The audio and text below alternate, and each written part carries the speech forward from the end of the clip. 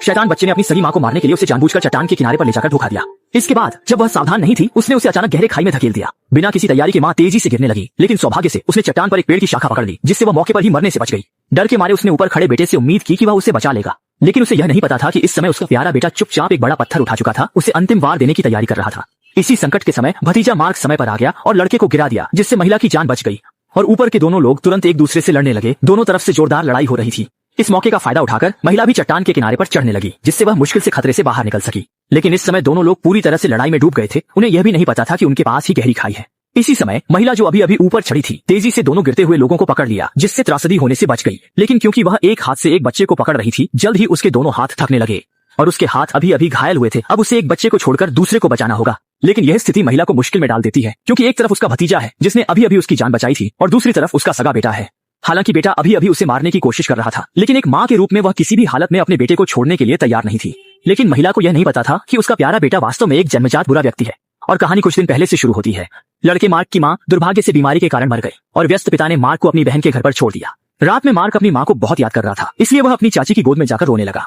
लेकिन यह दृश्य ऊपर वाले कमरे में मौजूद भाई हेनरी ने देख लिया। वह सोचता है कि मार्क के आने से उसकी माँ का प्यार छिन गया है, और मन में बदला लेने वाला हेनरी फैसला करता है कि वह अपने इस चचेरे भाई को जिंदगी से भी बदतर हालात का स्वाद चखाएगा। अगले दिन हेनरी मार्क को अपने तथाकथित गुप्त ठिकाने पर ले गया और उसे अपने बनाए हुए नकली आदमी के बारे में बताया। इस समय मार्क पूरी तरह से भ्रमित था। उसे समझ नहीं आ रहा था कि भाई उसे नकली आदमी क्यों दिखा रहा है। इस समय हेनरी ने कहा, अगर मार्क उसकी थोड़ी मदद कर दे तो वह उसे जिंदगी भर न भूलने वाला दृश्य दिखाने की गारंटी देता है। और इसे मजेदार समझकर मार्क ने ज्यादा नहीं सोचा, बल्कि अपने भाई के इशारे पर नकली आदमी को उठाकर एक पुल पर ले आया। लेकिन इससे पहले कि वह कुछ समझ पाता, हेनरी ने नकली आदमी को धक्का दे दिया। इस पल में सामने से आ रही बस अचानक ब्रेक लगाकर पलट गई और पीछे की गाड़ियां भी समय पर बचने में असमर्थ होकर भयानक श्रृंखला दुर्घटना में फंस गई। नकली आदमी के कारण हुई श्रृंखला दुर्घटना को देखकर मार्क तुरंत डर गया और उसे समझ नहीं आया कि क्या करना है। लेकिन पास में खड़ा भाई हेनरी एक अजीब मुस्कान के साथ खड़ा था, जैसे वह किसी सुंदर दृश्य का आनंद ले रहा हो। जब उन्हें एहसास हुआ कि उन्होंने एक बड़ी गलती कर दी है, तो दोनों ने तुरंत घटनास्थल से भागने का फैसला किया। पुलिस की गाड़ी को अपनी ओर आते देख वे तुरंत एक सुरंग में छिप गए। इस समय मार्क ने अपने भाई से पूछा कि उसने इतना घिनौना काम क्यों किया, लेकिन हेनरी ने इसे गंभीरता से नहीं लिया। उसने कहा कि इस दुर्घटना के लिए दोनों जिम्मेदार हैं। अगर किसी की इस कारण मृत्यु हो जाती है तो मार्क भी अपराधी कहलाएगा। ये सुनते ही मार्क के रोंगटे खड़े हो गए। उसने कभी नहीं सोचा था कि उसका यह भाई इतना खतरनाक इंसान है। सौभाग्य से इस दुर्घटना में कोई बड़ी हानि नहीं हुई, लेकिन इस घटना के बाद मार्क को एहसास हुआ कि उसका भाई एक दानव है और वह अब उसके साथ खेलना नहीं चाहता। लेकिन उसने नहीं सोचा था कि हेनरी फिर से अपनी बहन को परेशान करेगा। मार्क तुरंत दौड़कर सामने आया, हेनरी को रोक दिया और चेतावनी दी कि वह अपनी बहन को परेशान न करे। लेकिन हेनरी की अगली बात ने मार्क को डरावनी सोच में डाल दिया। यूडन, क्या तुम्हें नहीं लगता कि वह सिर्फ एक प्यारी सी लड़की है, लेकिन अगर उसके साथ कुछ हो जाए तो? वह घायल हो गई। ठीक उसी समय माँ को छोटी बहन ने ऊपर बुला लिया। दोनों ने यह देखा और अंततः लड़ाई बंद कर दी। लेकिन इस समय हेनरी ने झूठ बोला कि दोनों खेल खेल रहे थे। मार्क को एहसास हुआ कि वह सिर्फ एक बाहरी व्यक्ति है। भले ही वह सच्चाई बताए, चाची शायद ही विश्वास करेगी। मजबूरी में उसने मामले को शांत करने का फैसला किया। हेनरी की अपनी बहन को नुकसान पहुंचाने की चिंता के कारण मार्क उसके आसपास एक कदम भी नहीं हटता था। यहाँ तक कि रात में भी उसके कमरे में फर्श पर सोकर उसकी रक्षा करता था। लेकिन इसके बावजूद अगले दिन जब वह नींद से जागा तो उसने देखा कि बिस्तर पर उसकी बहन कहीं नहीं थी। इस पल में उसे एक बुरा एहसास हुआ। लेकिन जैसे ही वह जल्दी जल्दी कमरे से बाहर भागा, उसने चाचा चाची की बातचीत से सुना कि इस समय हेनरी अपनी बहन को स्केटिंग कराने ले गया है। मार्क को तुरंत चिंता हुई और वह स्केटिंग रिंग की ओर दौड़ा। लेकिन जब वह वहां पहुंचा तो बहुत देर हो चुकी थी। अपने 6 साल की सगी बहन को मारने के लिए भाई ने स्केटिंग करते समय उसे पास के खतरनाक क्षेत्र में धकेल दिया। कुछ ही देर में लड़की के पैरों के नीचे की बर्फ की परत बोझ सहन न कर सकी और टूट गई। अगले ही पल बर्फ के गड्ढे में गिरती बहन को देखकर भाई हेनरी ने दिखावा करते हुए उसके पास पहुंचा। उसके पास जाकर मदद का हाथ बढ़ाने का नाटक किया, बचाव का झूठा दृश्य बनाया, सिर्फ इसलिए क्योंकि आसपास दर्शकों की भीड़ थी। उसे दिखावा करना पड़ा। तड़प तड़प कर गिड़गिड़ाती अपनी बहन को देखकर भी हेनरी बिल्कुल भी नहीं पसीजा, बल्कि वह पूरी तसल्ली और आनंद के साथ इस दृश्य का मजा ले रहा था। कुछ ही देर में थकी हुई बहन बेकाबू होकर पानी में डूब गई।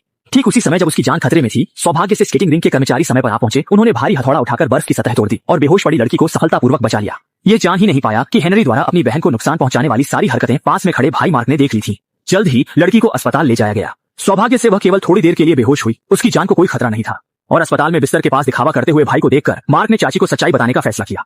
अगले दिन जब चाची अकेली थी, उसने उसे बताया कि बहन का पानी में गिरना कोई दुर्घटना नहीं थी, यह सब भाई हेनरी ने किया था। लेकिन चाची ने सुनकर बिल्कुल भी विश्वास नहीं किया। उसे नहीं लगा कि उसका बेटा ऐसा भाई बहन को नुकसान पहुंचाने वाला काम कर सकता है। What are you trying to tell me? Henry tried to kill Connie and you could do it again. Stop it. इस समय चाची ने मार्क की बात पर विश्वास नहीं किया। उसे लगा कि वह उनके बीच के माँ बेटे के रिश्ते को बिगाड़ने की कोशिश कर रहा है। यह कहकर वह गुस्से में चली गई। लेकिन रात में हेनरी चुपके से बहन के कमरे में गया। उसे मारने का इरादा था, लेकिन इसी दौरान माँ अचानक जाग गई, जिससे चोरी करते पकड़े जाने के डर से हेनरी बुरी तरह घबरा गया। और माँ ने यह देखकर ज्यादा नहीं सोचा, बस यही समझा कि हेनरी अपनी बहन से मिलने आया है। देखते ही देखते हेनरी अब अपना इरादा पूरा नहीं कर सका और कमरे से चला गया। अगले दिन उसने फिर से अपने चचेरे भाई मार्क को ढूंढा और उसे चेतावनी दी कि वह चुप रहे, नहीं तो उसे भुगतना पड़ेगा। लेकिन मार्क भी डर के पैदा नहीं हुआ था। उसने तो हेनरी की धमकी को बिल्कुल भी गंभीरता से नहीं लिया। लेकिन अचानक इस समय हेनरी ने फिर से बोलना शुरू कर दिया। Hey, Mark. Don't fuck with me. इस समय मार्क को अच्छी तरह पता था कि यह शैतान चचेरा भाई फिर से कुछ करने वाला है। और सच में उसी रात उसने देखा कि हेनरी बिस्तर से गायब हो गया था। वह जल्दी से अपनी चचेरी बहन की स्थिति देखने गया। अच्छा हुआ कि हेनरी ने अपनी बहन को नुकसान नहीं पहुंचाया। तभी उसने रसोई में कुछ हलचल सुनी। लेकिन जैसे ही वह नीचे उतरा, चचेरा भाई हेनरी उसके सामने आ गया और उसने स्वीकार किया कि उसने खाने में जहर मिला दिया है। लड़का पागल की तरह घर के खाने को नष्ट करने लगा, क्योंकि उसके शैतान चचेरे भाई ने कहा था कि उसने खाने में जहर मिला दिया है। लेकिन उसे नहीं पता था कि चचेरा भाई हेनरी उसे धोखा दे रहा था। उसने चुपके से यह बात माता पिता को बता दी और मार्क की आधी रात को खाने को नष्ट करने की हरकत ने माता पिता को उसे अजीब समझने पर मजबूर कर दिया। उन्होंने उसे कमरे में बंद कर दिया और यहाँ तक कि उसे मनोवैज्ञानिक डॉक्टर से इलाज कराने की बात कही। अब मार्क के पास कोई सफाई नहीं बची थी। लेकिन तभी मार्क ने खिड़की से देखा कि उसका पागल चचेरा भाई किसी तरह से आंटी को दूर करने की कोशिश कर रहा है। मार्क ने महसूस किया कि स्थिति गंभीर है और जोर से चिल्लाने लगा इस सबको रोकने की कोशिश में।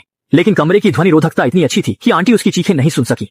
देखते ही देखते अनजान आंटी शैतान चचेरे भाई के जाल में फंसने लगी। आनन फानन में मार्क ने मजबूर होकर शीशा तोड़ दिया और घबराते हुए दोनों के पीछे दौड़ पड़ा। इसी बीच दूसरी तरफ हेनरी ने माँ को चट्टान के किनारे तक धोखे से ले गया। एक जोरदार धक्का देकर माँ को गहरी खाई में गिरा दिया।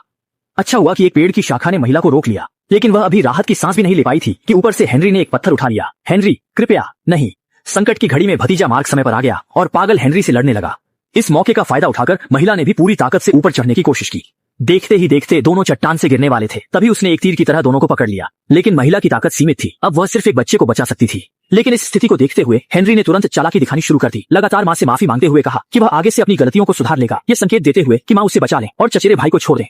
वहीं मार्क ने अब कोई उम्मीद नहीं रखी। आखिरकार वह आंटी का अपना खून नहीं था। इस समय महिला भी पूरी तरह से दोराहे पर थी। अंत में गहन विचार के बाद उसने कठिन निर्णय लिया।